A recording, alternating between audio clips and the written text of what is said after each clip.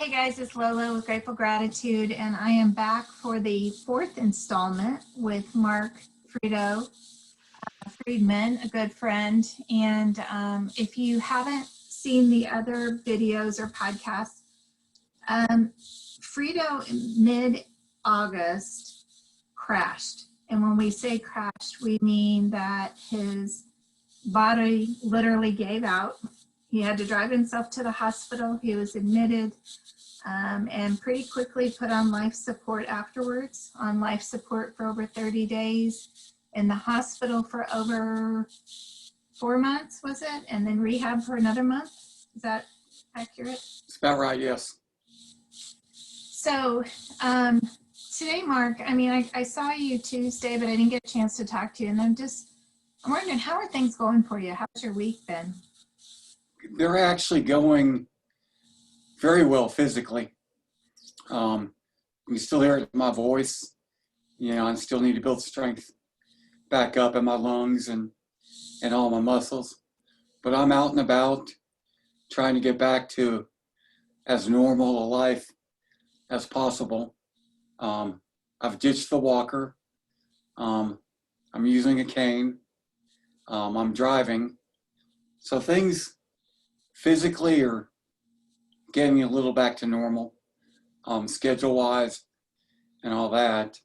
But I gotta tell you, I am struggling a little bit mentally right now, which bothers me more than anything else, because I've always thought I was very strong mentally, and I'm realizing that maybe I'm not as strong as I thought I was. In what way? Can you be a little more specific? Well, what's going on is I'm starting to look back, and you know, at first I was looking back, just like fill in the blanks. And there was a lot of stuff that I didn't remember about the day that I checked in to the hospital back in August. And I was trying to fill in the blanks. But now I catch myself thinking back to what I went through. And maybe it's just all catching up to me, that I'm just finally willing to admit what I went through, because I look back on it and think, how the heck did I do that? How the heck did I make it through that? And the bad part about it is my attitude of, there's no way I could do that again. You know, my thoughts are, there's just no way. And obviously, I mean, I pray that I don't have to, number one, but I don't like having that doubt that even though I've done it once, I look back on it and think, there's no possible way, A, that I should have been able to go through it, and B, that I did.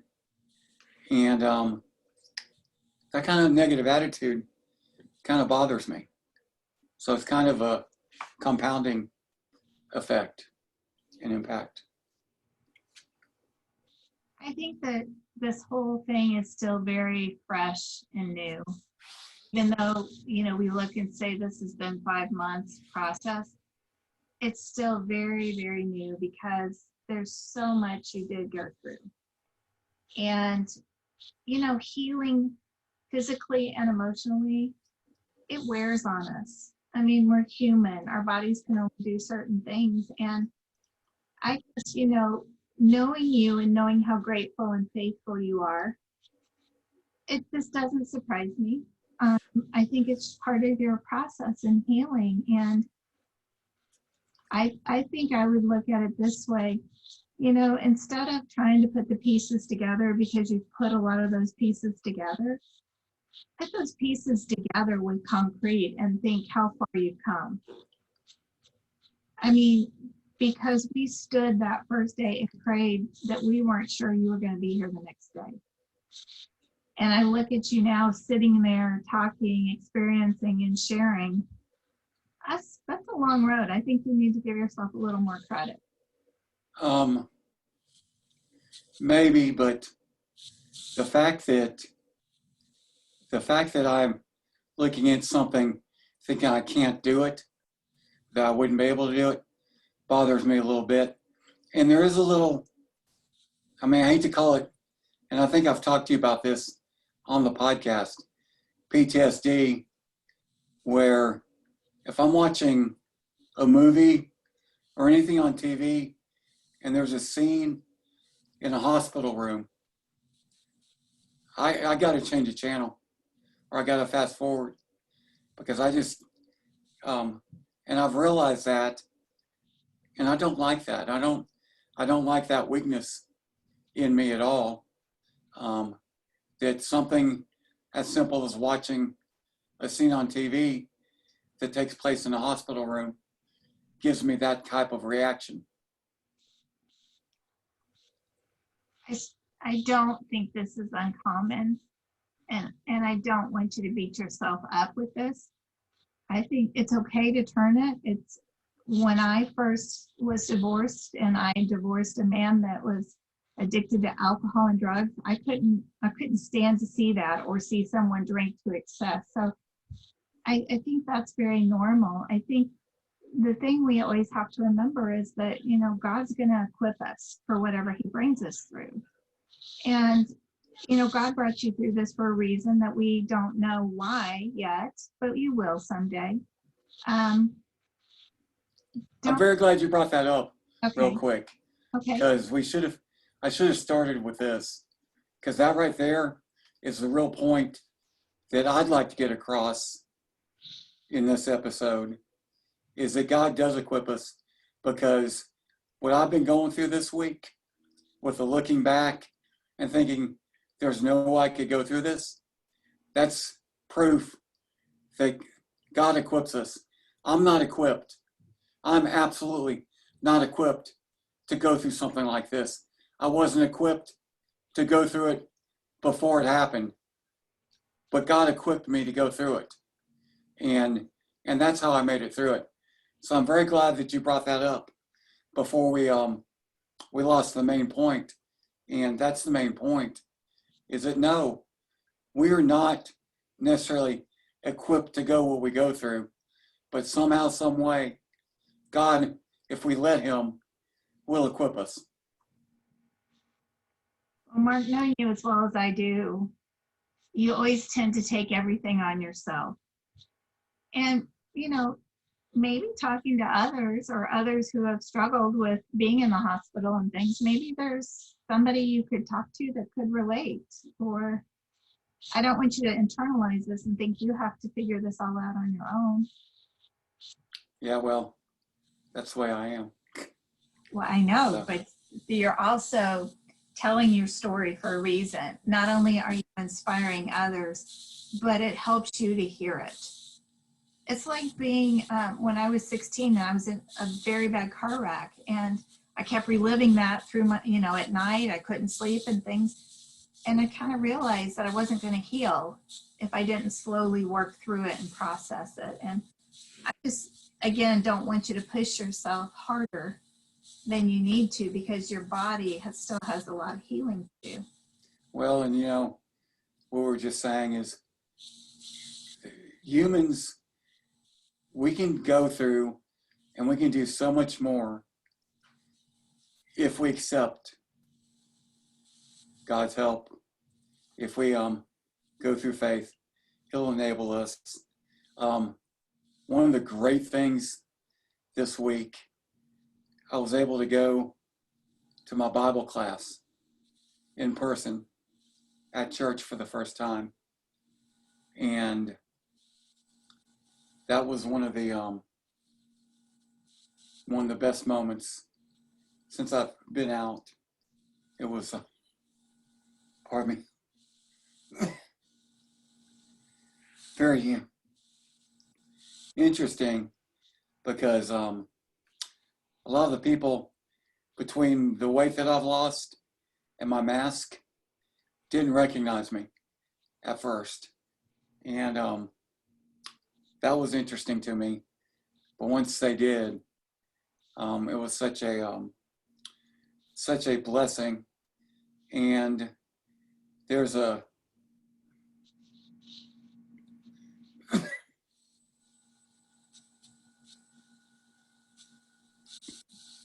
very, very precious lady in my class that is struggling through ALS. And I'm so sorry. Sorry, Lori. Okay, take your time. Sweet, sweet lady who definitely doesn't deserve what she's going through. But her attitude is so good and so great. And she and I were talking about how she and I are physically are going in opposite directions, where I'm improving every day and she's not. But her attitude within her faith is so strong, and surrounding yourself with the right type of people is also one of the ways that you get through things. And, you know, that's one of the things I look back on the hospital stay in the ICU, and those people were definitely the right people for the most part to be around, with great attitudes and for the most part, a lot of faith. I know that every time that you make a stride and drive yourself to Bible study is huge. I mean, that's a great accomplishment. And I remember there were times when I was a single mom, and Lexi and I would say, oh, we got to go to church, you know, we got to get up and go to church. And we were kind of dragging ourselves there. But then after we had the service and left, you know, we'd look at each other and say, I just feel better. I feel better that I went to church. And so I'm glad that that part is back in your life. I don't know if you'll be attending services or not, but I do want to mention that I listened to Pastor Jack Graham last weekend. Well, I guess it was Monday, from last weekend's service, and he mentioned you know, and Yes. not only did it brighten my day, because I'm like, oh my gosh, that's Mark. You know, people are talking about Mark and the strides he's making, and that made me feel good. It made me feel good that someone I didn't know was feeling good for you. Does that make sense? That's kind of jumbled, but It made me feel real good. And to be honest with you, I was watching that part of the service on TV live because I went to the Bible class, and the worship area in that church is about as far away from my Bible classroom as it can be. And so I decided to not even attend the service and just get in my truck and listen to it on the way home. And then once I got home, I turned it on TV. And when he mentioned me, it made me feel real good that someone like him was able to recognize, hey, what I'd gone through. I'd had breakfast with him on Friday. And for those of you that don't know who Jack Graham is, Jack Graham's a pretty big deal. He's one of my very, very close friends. He was president of the Southern Baptist Convention. He was on Donald Trump's spiritual advisor committee, and he's a pastor at Prestonwood Baptist Church. And I had breakfast with him on Friday, and he'd gone through some health issues as well with prostate cancer. mm-hmm.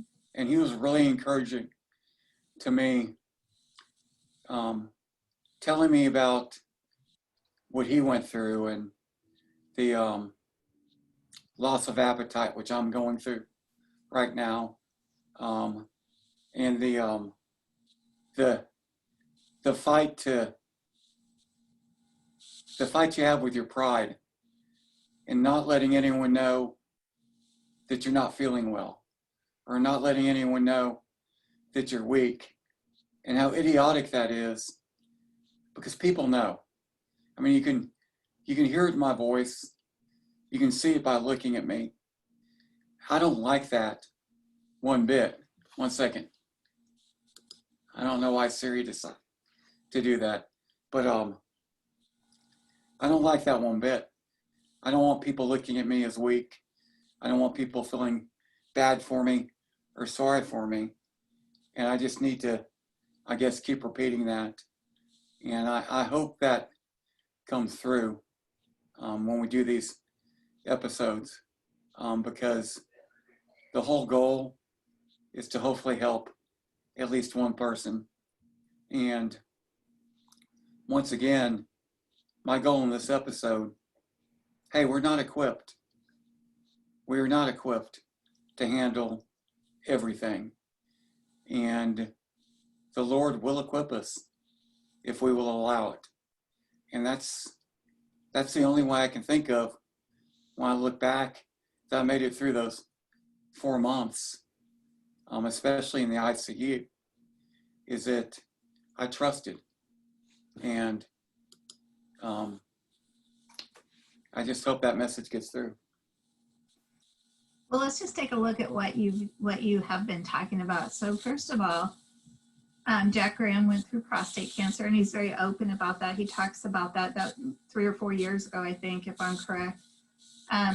But God gave him that to know that at some point he needs to sit down and talk to people and let them know he's been through the walk that they're going through. Now, I know you don't have cancer, but it's still a recovery process. And my dad said to me this week that kind of broke my heart, because if you don't know, my dad's got pancreatic cancer. And he said to me this week, I don't like that everybody has to take care of me. I don't want people having to Amen. obligated. And you know what I told him, Mark? I tell you the exact same thing I told him. I understand that, but turn that into gratitude and be thankful that people are here to help you. And I know, Mark, you feel like it's a negative that people think, oh, he's weak, or he's lost weight, or he's struggling. But that's not how people see you. People are inspired, and people want to help you because you've helped all of us for so many years. And I know it's hard, but remember that God wants us to be patient and to go through the walk he's taking you on. And he will test us to see, can we be patient knowing he is in control? I am a lot like your dad in that way. And I have accepted more help than I ever thought that I would accept. I've been offered more help than I ever thought I'd be offered, more than I deserve.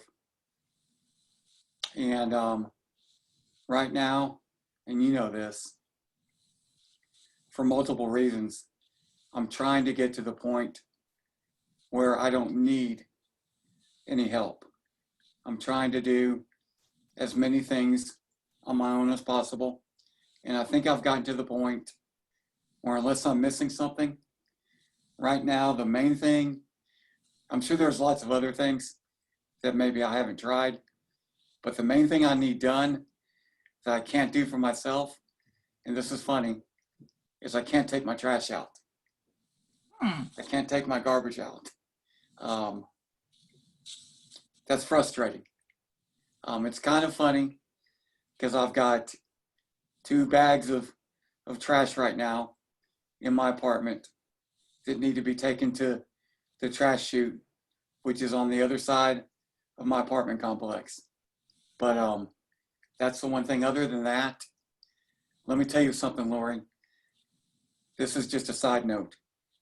Online grocery delivery is the greatest invention ever right now. Yeah. It is awesome.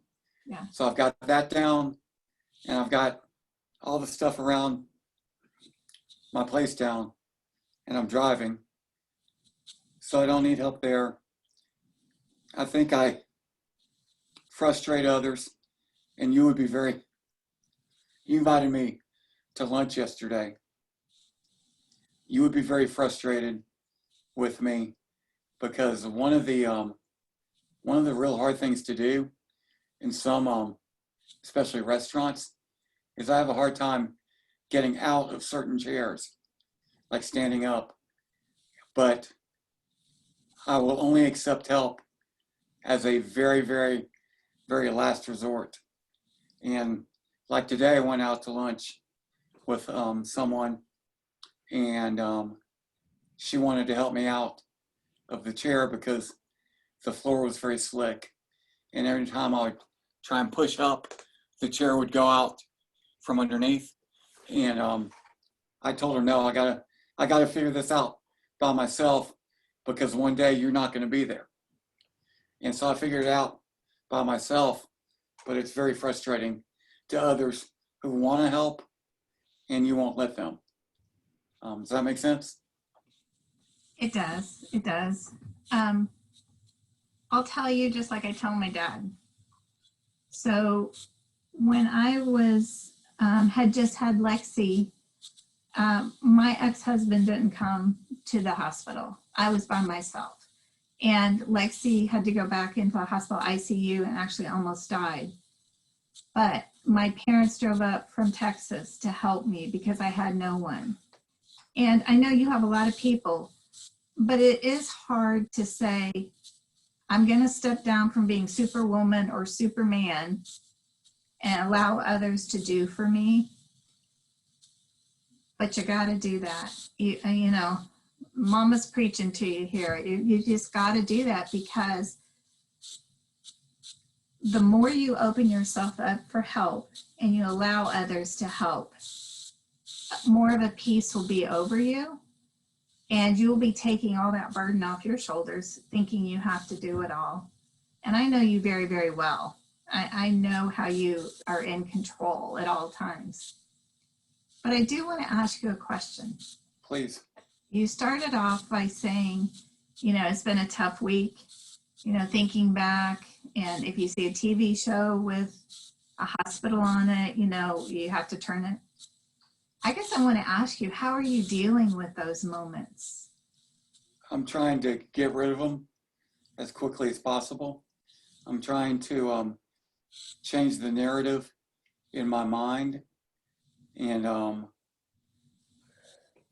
do one of two things. One, which I think is very good, is to come to the realization that we're talking about, that, yeah, I wasn't capable of doing that alone.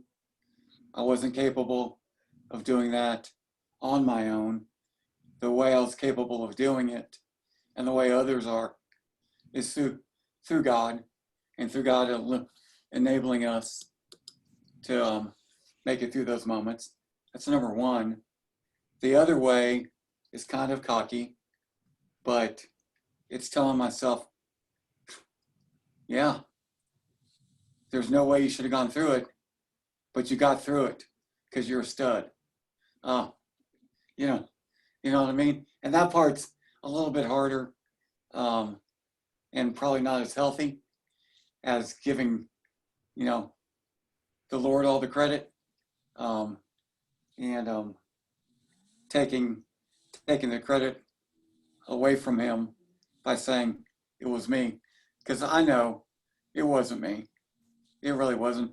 All I did, the only part that I had in it was allowing him to enable me and allowing him in and having faith. That's all I did. But and I think it impacts me maybe a little bit differently because I'm very sensitive. Look, I joke around even before this. I joke around that, hey, physically, I may be the picture of obesity and the most unhealthy person on the face of the earth. But mentally, I'm Mr. Universe. So as weak as I am physically, how unfit I am physically, I still the spin instructor who's got she's incredibly fit. And I would tell her, as physically fit as you are, that's how mentally fit I am. So when there's a weakness up here, it really bothers me. And like I said in the beginning, it kind of, if I don't control it, it will compound. And it doesn't happen that often. And that's part of the other problem, is I'm not used to having those negative thoughts. I understand you brought up soldiers going through PTSD. I understand that. What they've gone through, ideally, is a lot worse than what I went through. They've got a real reason for it. All I did was lay in a hospital bed. You know, in my mind, I shouldn't be having those thoughts that, oh my gosh, I got to change the channel when I see a hospital room. That shouldn't be happening in my mind. Do you remember the podcast we did on taking a compliment? Yep. Remember how you squirmed? Well, for those that haven't listened to the podcast, you and I did a podcast probably 2 years ago, and I put you on the spot because it was all about, if someone gives you a compliment, you're supposed to just say thank you and say nothing else. And you had a very difficult time with that. And I feel like we're kind of reliving that podcast again, because, and I don't want to say you should be, you know, like frozen and let it go, because I don't think that's the answer. But I think sometimes if you get that thought, you should just say, okay, and not think anymore. Yeah. Does that make sense? Not It does. overthink it. I don't. It absolutely does. And that podcast, by the way, was almost as hard as these ones that I'm doing right now. And you should try that with, you know, if you're watching this, try that exercise with someone in your life where they just have to sit there and listen to you compliment them. And I bet some people would really, really like that. And it makes other people very uncomfortable. I bet you the split would be close to 50-50. You know, the other thing, as I'm looking at this, Lori, that I've done, and one was by accident. My golf clubs are in my apartment, not right next to my TV, but if I'm looking at my TV, I'm also looking at my golf clubs. And sorry, that's some motivation. So I look at those golf clubs and think, this summer I'm going to be back on the golf course. So what I've done in my office, and I don't know if you've been in here recently, but this is my golf club. It's sitting right next to my computer. So whenever I'm looking at my computer, I'm looking at that golf club as a reminder that that's where I want to be. And that's where I'm going to be. But there's still a lot of work to do. And I hope I'm in there to be able to get that done. Does that make sense? Very much so. And remember that we all take different strides. When I walk with my husband, he has very long legs, and I have to take like 3 steps to one stride of his. And it's the same with healing. Take one stride, take one step. Be proud of yourself for that, and recognize every accomplishment that you've made. I know that you want to look down the road, but live in today, Mark, because you've done some amazing things. Thank you. And even in the last couple weeks, amazing things. I'm proud of you. I know everybody watching is inspired and they're praying for you and they know that you are going to get through this soon. But thank you for opening your heart and sharing some of these things because it is, I know, very difficult for you. Thank you. Thank you so much for doing this. Absolutely. What do you, any more topics? I know we talked about bravery and all things. Well, I'd love to tell you that I look forward to, and we will record another one next week. I'd love to tell you I look forward to it, but I don't. Well, let's take those strides, those little steps till next week. And everyone, I ask you, please continue to pray for Mark because he's doing amazing. Pray for this little setback that he's having mentally. And you know, Mark, you're amazing. And I want you to believe that too. Thank you. So we'll see you guys again. Thank you so much for watching. And it's deep, Mark. Thank you.